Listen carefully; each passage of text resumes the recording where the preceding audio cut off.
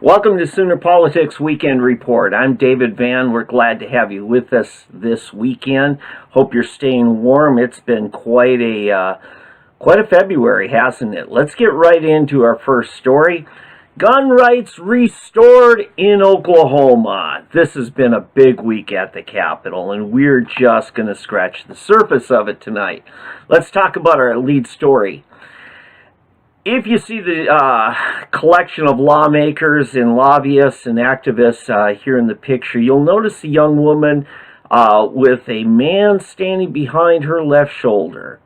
Well, the young woman is, of course, a freshman legislator, former legislative assistant. Her name is Denise Crosswhite-Hader. But it's the fellow over her left shoulder I want to talk about. That's Don Spencer. Don's having a bumper crop year of harvesting for hard work at the Capitol. Now, Don's not the only one working there, but he's written a lot of bills. He's gotten a lot of support from all of these lawmakers over the years. Some of these are current lawmakers, some are brand new, some of them have left public service, and but they've all had a hand in crafting our Oklahoma gun policy initiative. Now, what's happened this week? We basically got constitutional carry, sort of. If you notice the fellow way over there on your, I guess it'd be your right, Nathan Dahm, he actually authored a bill last year, Senate Bill, was it 1212, I think, or Senate Bill 12.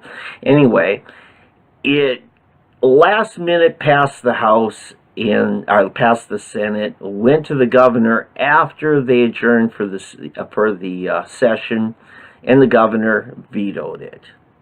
Well, it's back. Now, Senator Dahm's Senate bill did not actually get this quick action. It was actually the action in the House. Way in the back in the middle is the majority floor leader, John Eccles. And John worked really hard on this. He's got quite a bit of help from some of these other men in the picture, including Sean Roberts to his immediate right, your left, Sean there in the back, Tom Gann way over there on your left,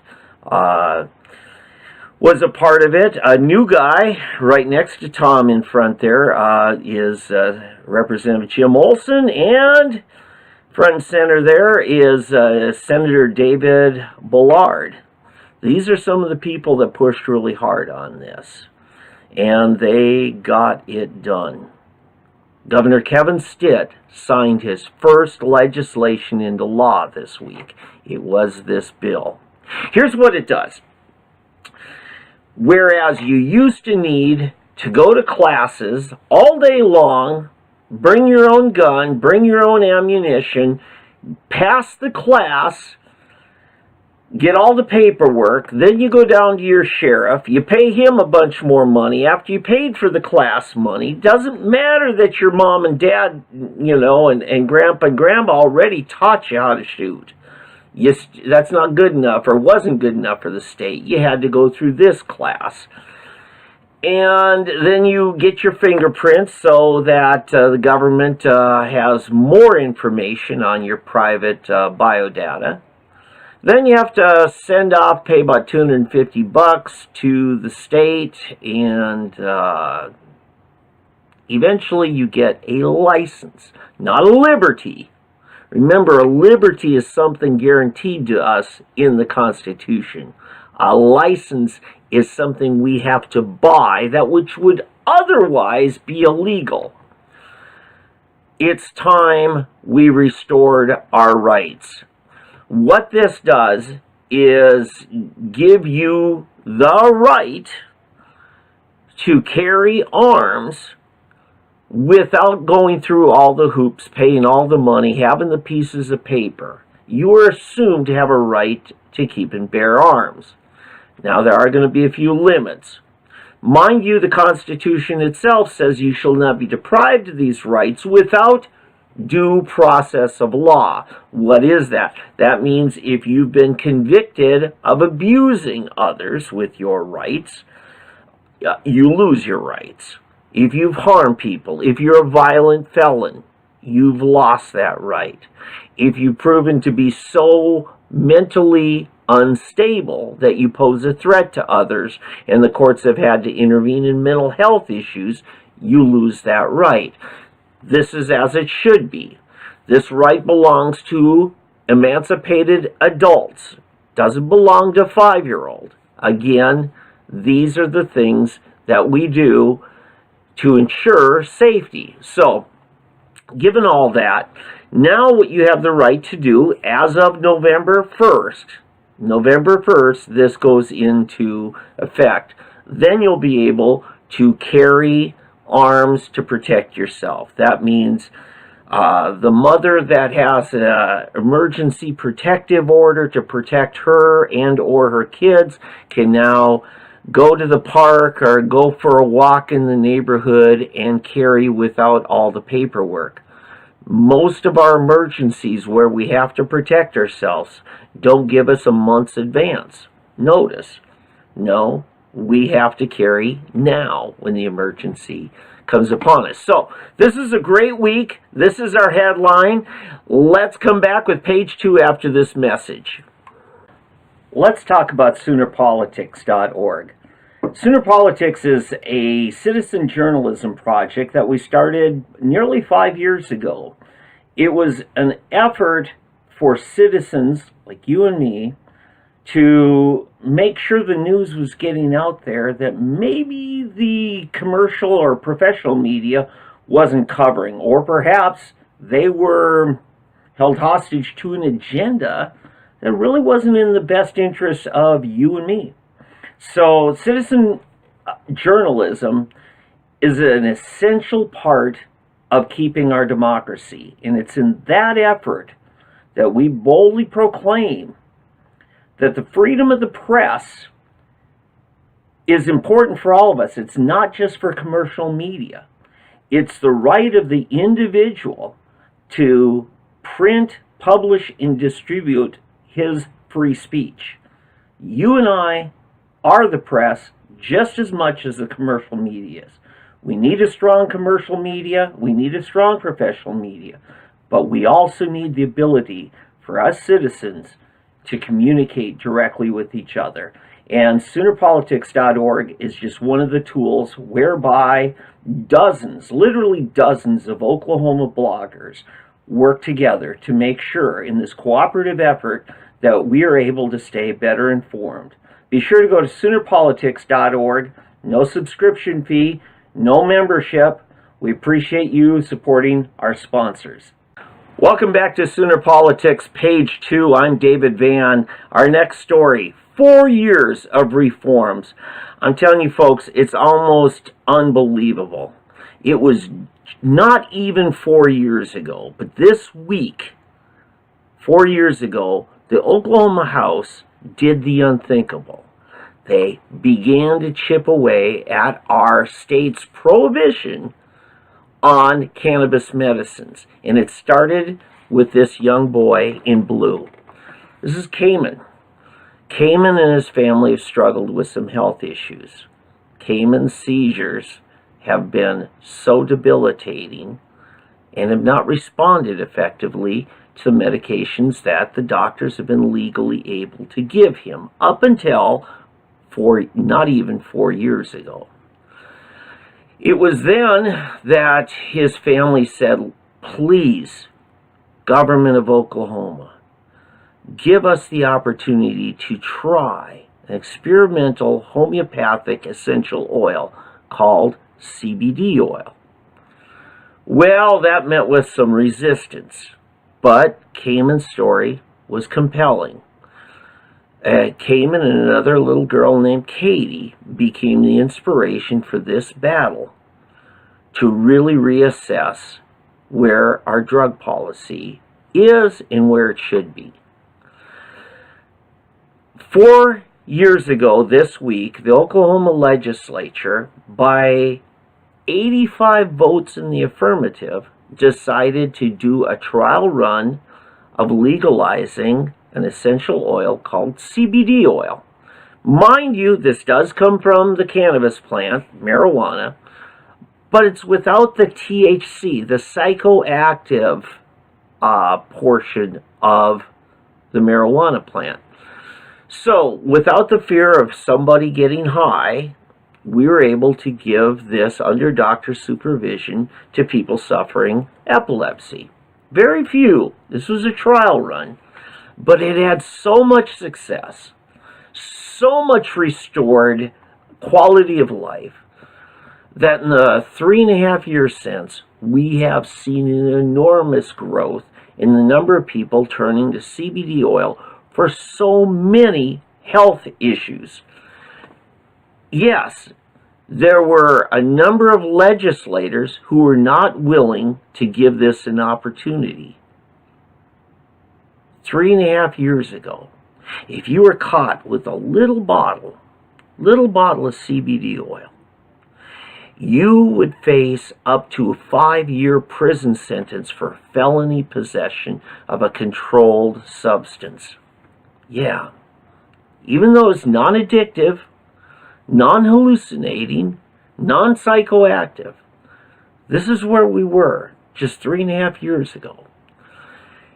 In the 3.5 years since then, we have seen thousands of lives of Oklahomans restored. I hear stories every week of people doing so much better. Pain management, sleep disorders, Parkinson's disease, so many things that people are benefiting from this essential oil we know as CBD.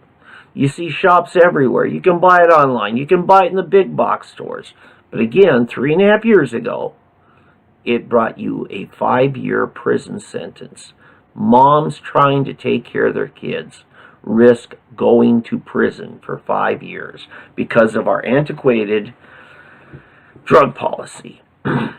So, what's happened since then? Just 6 months ago, we began medical marijuana. That meant we added the THC to the medicine that we allow doctors to recommend and oversee the treatment of. And so these doctors are now giving this medicine to people, and there's more to the story. We'll talk about it when we come back after this with page 3. Let me take a moment to tell you about Triad Heat and Air Company here in Tulsa, Oklahoma, serving northeastern Oklahoma for several years now. Ted Smith is a fine businessman who operates by the old-fashioned ethic of treating others the way you want to be treated. In fact, sometimes going beyond. Ted and Rhonda are some fantastic Oklahoma citizens and great neighbors to have here. Next time your family has a need, maybe the heater went out, maybe it'll be this summer before you need some help, trust Triad Heat and Air. Trust Triad to keep your home as comfortable as can be. They're at 918-622-6000, Triad Heat and Air. Welcome back to Sooner Politics Weekend Report. I'm David Van, and you're here for page 3. Our next story is 6 months of recovery. Do you know it's been 6 months since we began issuing medical marijuana cards to patients? Patients who worked with their physicians. We required a physician to sign off on this. Oklahoma certified physician who's legally able to treat people for health conditions. So what's happened in the last 6 months? Well, the health department first tried to kill it with onerous restrictions that eventually the Attorney General had to step in and say, back off, you are setting us up for a huge lawsuits, class actions, civil rights lawsuits. We've got problems here, folks, and our health department became a big part of the problem. But here's what else they did. They did set up the Oklahoma Medical Marijuana Authority. Now, the Commissioner of Public Health, Tom Bates, told the legislature in early August that he projected maybe as much as 80,000 licenses to be issued. Well, guess what? Now, that's issued just in the first year, the first 12 months. We're halfway through, and we are on pace to blow that out of the water. Right now, we're issuing about 5,000 new licenses each week just for patients. That doesn't include all of the growers, all of the dispensers, all of the caregivers, all the product processors. And we're getting ready for more licenses to be issued for transport and other things, research, a number of things. So, at 5,000 a week, if we continue at this current clip, over the next 26 weeks, we're going to see an additional 130,000 licenses issued. Mind you, we are over 50,000 already, close to 60,000. By the time we're done, we expect, at this rate, to more than double what the health department thought we were going to see. We have collected well over $10 million in license fees from the people of Oklahoma. These license fees are just for the right to take the medicine or to grow it or dispense it or process it. All right? We put a huge tax on this. You know how we argued that the legislature is not showing good faith to the people by not giving the people a right to vote on tax increases? I mean, they've struggled over the last 5-6 years every which way they can to pass new taxes without bringing it to a vote of the people. But do you know what we did last summer? The people voted for a tax increase without any assistance of the legislature. Yes, the medical marijuana program is producing taxes at a significant clip. Now, the first month of reporting sales tax, we collected about $300,000 from dispensaries. This is just in January. Now, there's hardly any medicine available right now. We are not even ready for planting the biggest summer crop of medical marijuana in Oklahoma. Mind you, we cannot import legally. This has to be Oklahoma grown. This whole thing has to stay in Oklahoma in order to comply with law. As long as there's THC in it, it's a controlled substance. Okay, so let's move on to this. So what we've got happening here is not only a self-sustaining program, but one that's actually going to bring in extra money for the state. We're taxing it at somewhere around 16%, even though the people said, no, we'll tax it at 7%. Our Oklahoma Tax Commission has decided to interpret things in a way that most voters would not. And so they decided, well, we think we're going to call that an excise tax, not a sales tax. That's 7% that we voted on last summer. And since it's subject to an excise tax, therefore, we decided it's subject to sales tax, even though it's medicine directed by a doctor. So we've got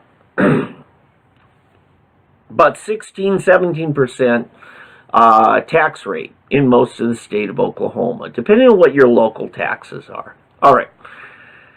Despite all that, we've got people now telling stories. I've got stacks of them. People that have written to the legislature, written to their dispensaries, sharing their stories.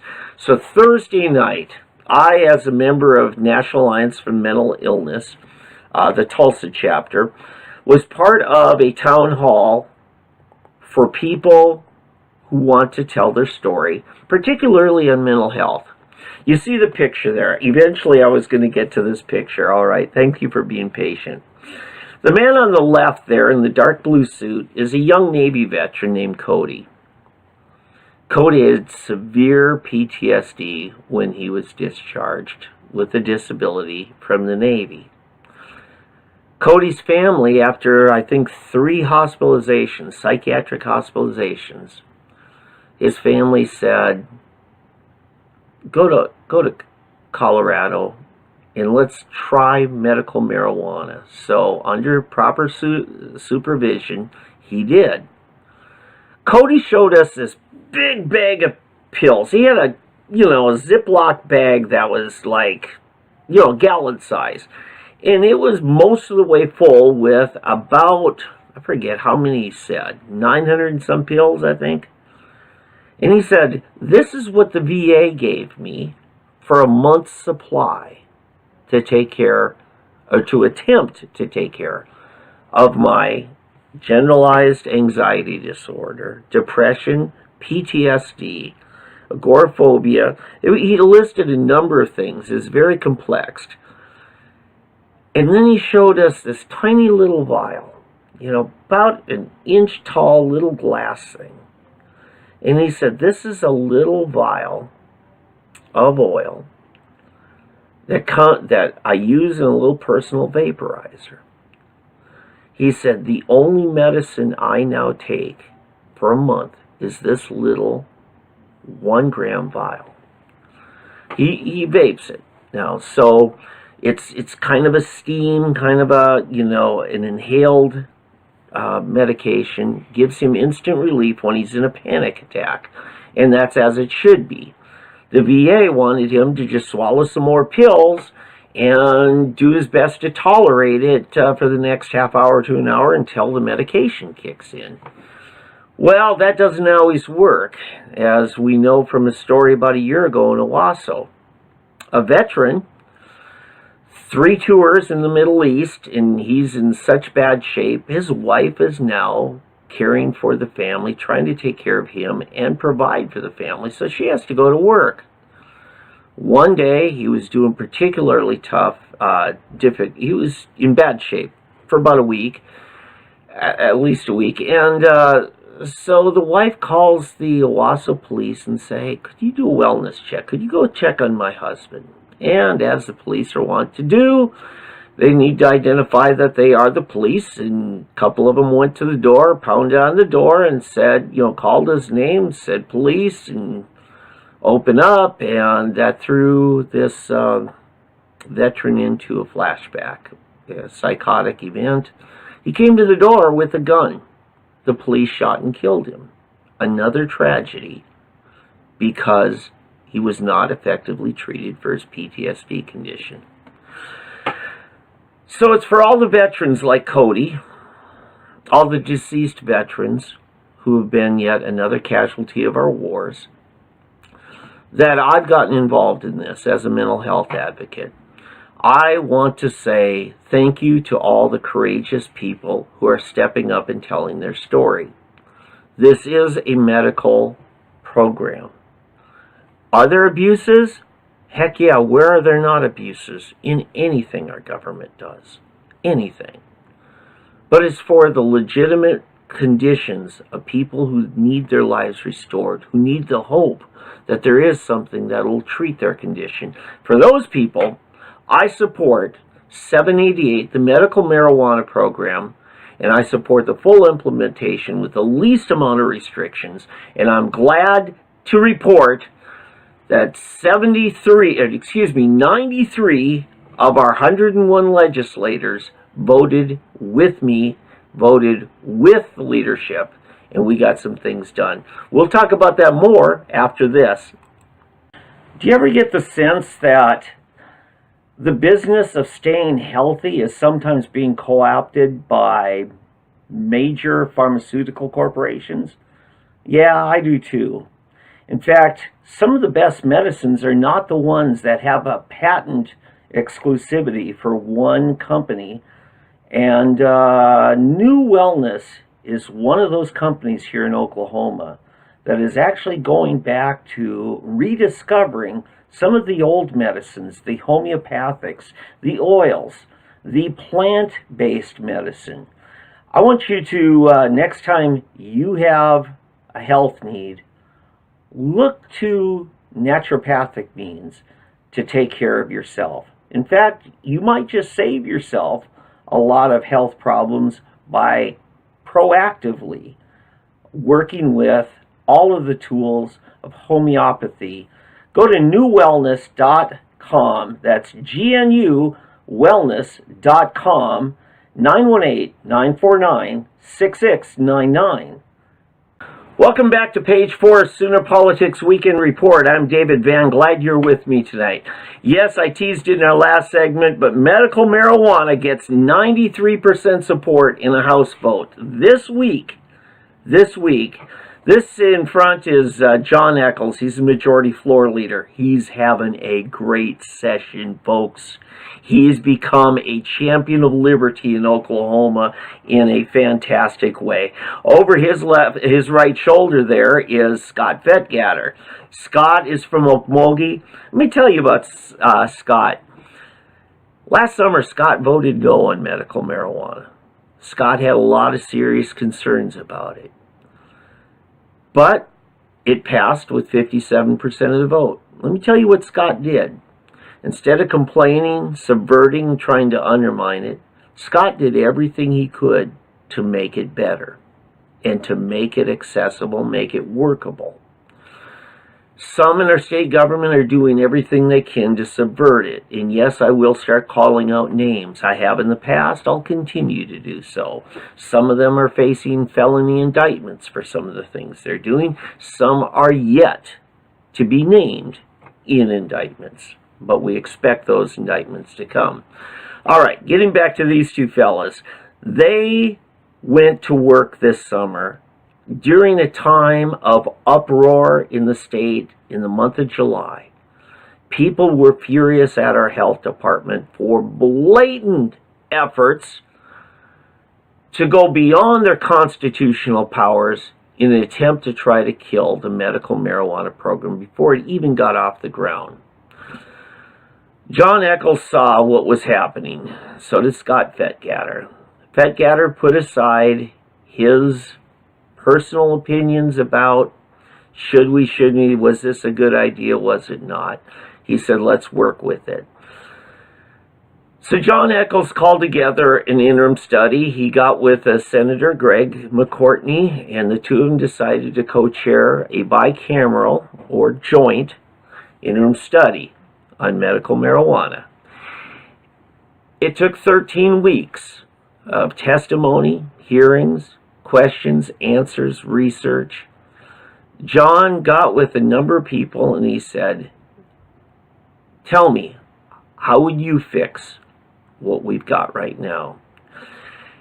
And I was one of those people who was invited to speak to this thing. And I really, I gave a little bit of feedback indirectly, but mostly I was not at the table writing this.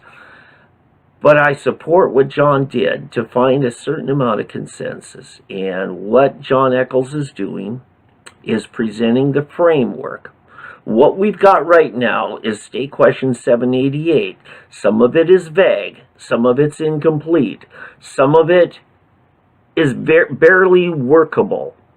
The health department has powers to write emergency rules. Those rules expire at the end of this summer.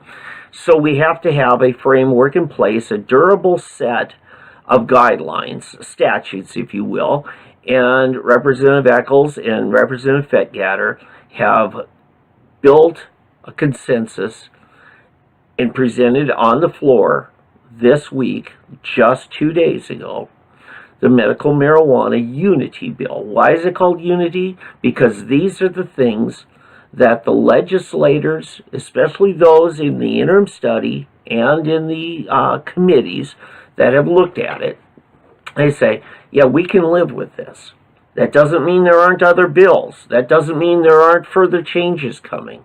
But this is a core set of measures that will put in place something permanent that is sustainable, that's workable, and relatively honest, credible, and hopefully will be not abused very much. Again, anything the government does, you're going to see abuse. But we're here for the real patients, not the people that are just looking for a cheap ticket to a joyride. All right. So they brought it to the House. Representative Fettgatter was the floor sponsor. He presented it. We had about an hour of question and answer. Now, some of these questions, in fact, some of the people who did not vote for it, it wasn't because they wanted to make it illegal. It's because they thought that this bill was going to hamper it more than it should be. Democrat Representative Shane Stone was one of those. He really felt like we were putting too many restrictions in, and he felt like the voters of Oklahoma did not support it. He also felt like we ignored certain things that should have been in this bill. Well, I don't think Shane Stone or other people like him are all that disappointed. I think they know that more is coming. But when the vote came down, the vote was 93%. I talked to Representative Fettgatter later Thursday, and I think he was surprised. I'll let Scott speak for himself, but I think he was truly surprised that they got more than 90% of the vote. Now, remember we talked earlier in the segment this weekend about Katie and Cayman's law, when we passed a law for a trial medical program just for CBD, essential oils, for kids suffering debilitating seizures, multiple seizures a day. That only got, I think, 85 votes. 85. This got 93. This tells me that we're turning a corner in how we look at old medicines with therapeutic value, even if they don't cure something, if they make the quality of life better, if they provide temporary relief, if they allow a cancer patient who's going through chemotherapy to maybe have a little relief from their nausea so they can get a meal and keep their weight up and keep their energy so they can fight this cancer. If it can help a kid with seizures, if it can help grandma with her severe arthritis so bad that the opiate medications quit working and she's tempted to take them in higher dose and now she's addicted. We've got so many people addicted. If it helps the veterans with PTSD, if it can help the people suffering from glaucoma, there are so many things and we're just scratching the surface. So, folks, I want to congratulate my fellow Oklahomans for the courage to question it. Did we go awry? Did we get off the path? I want to thank you for helping to correct something where we've gotten it wrong on our drug policy. And we'll be back with page 5. When's the last time you were in an old-fashioned carpenter shop? Well, it's been a while for me too. Let me tell you some of the quality you'll find when you go to thecarpentershop.net, serving Central Oklahoma. If you're sick of the cheap, junky, contractor-grade cabinetry that came with your home, or that maybe somebody just threw in on a cheap insurance disaster recovery project, next time you want good cabinets, the next time you want something that says something about the quality that you put in your home, contact thecarpentershop.net. Al and the team work with all the finest woods, all the finest finishes, and all the best designs, from traditional to contemporary. Thecarpentershop.net. Let them be your source the next time you want to make a better statement in improving your home. Carpentershop.net.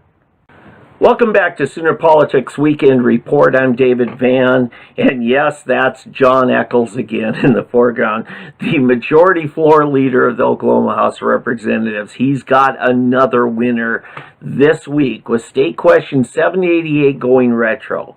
Now, State Question 780, it passed 2 years ago, and what it had to do with was a narrow section of felony criminal law that we had to relook at and say, is this really a felony, or is this really more worthy of a misdemeanor classification? And it has to do with this. We've talked about Cody, the veteran with PTSD. We talked about Cayman, the young man with the seizure disorders, whose parents wanted to treat him with CBD oil. Well, 2 years ago, we decided, the people of Oklahoma, the citizens, not the legislature, the citizens decided that we were going to reclassify small doses of what the state or federal government considered a controlled substance. Possessing a small dose, should that really be a felony? And we overwhelmingly said no, that should be a misdemeanor. Mind you, Oklahoma, which I consider some of the finest people in the nation, some of the finest people on earth, are my fellow Oklahomans. We have the highest incarceration rate in the world. Are we really that evil? Or is our criminal code maybe that screwed up? I suggest it's the latter. And 780 was an effort to correct that. Now, 780 does not involve anybody who's in the obvious distribution of narcotics, your pushers, okay? Doesn't apply to them. They still are going to sit there with their felony convictions. It doesn't apply to anybody who's guilty of a violent crime. They've harmed somebody or presented a threat of harm to somebody. 780 doesn't apply to them. But for the person who only possessed the means of something that, in worst case scenario, might not have been healthy for that person to consume, okay, then they become their only victim. For those people, we decided to quit prosecuting them with felony prison sentences. 5 years. Remember, Cayman's mom, the boy we talked about earlier, the young boy, for his mother to have that little bottle of CBD oil, she was risking a 5-year prison sentence. If she had 4 years ago been convicted, or 3 years ago, well, 3.5 years ago, if she had been convicted, she'd still be potentially in prison to this day. Remember, we have a 95% or 85% rule. You can't even get to parole, until you spend 85% of that, at best. And then you have to qualify and be recommended for it. So, for people like Cayman's mom, we decided, no, she should not risk that, okay? But for people who, were possessing a small amount of, let's say, marijuana, we decided, no, this is at best a misdemeanor.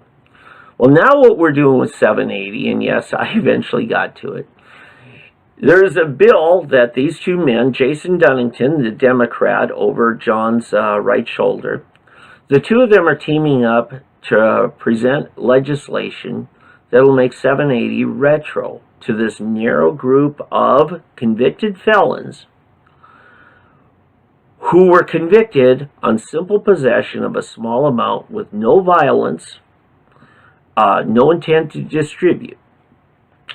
For those people, whether they've served out their time or not, they still have that permanent felony record that goes with them the rest of their lives. It prevents them from many job opportunities. It prevents them from several opportunities to do a number of things.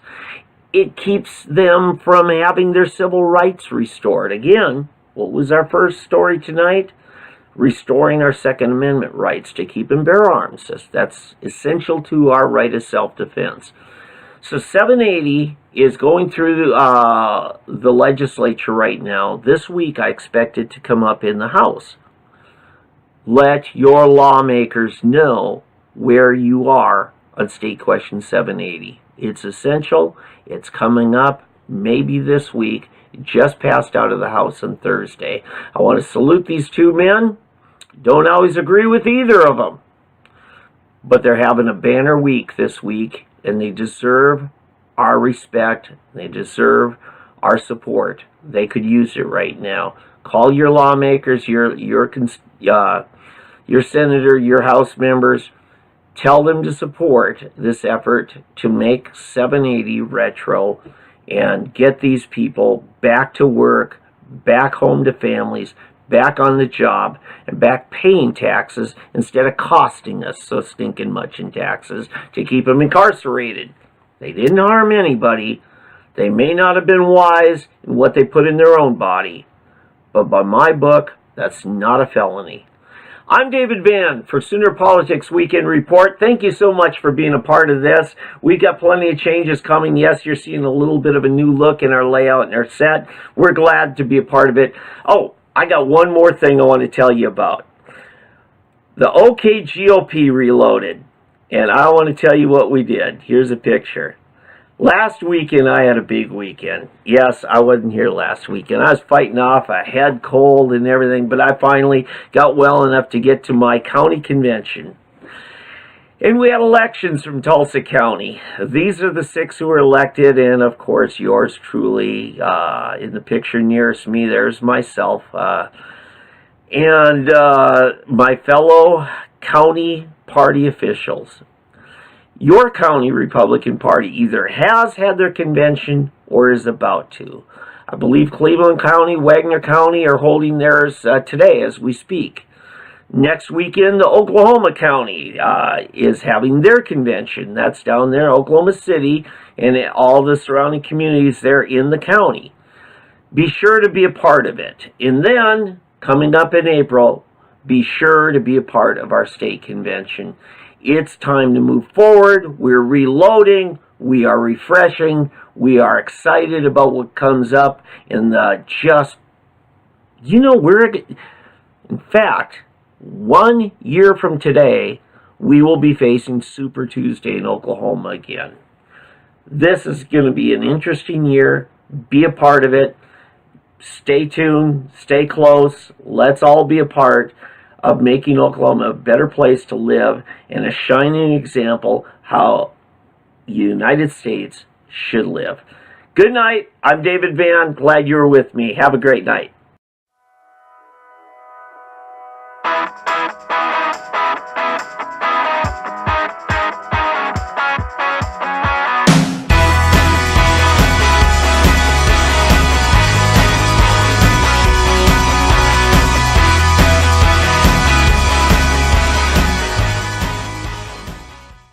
You know, one of the things I like about family-run businesses here in Oklahoma are some of the solid business ethics that you see by Oklahoma families taking care of other Oklahoma family needs.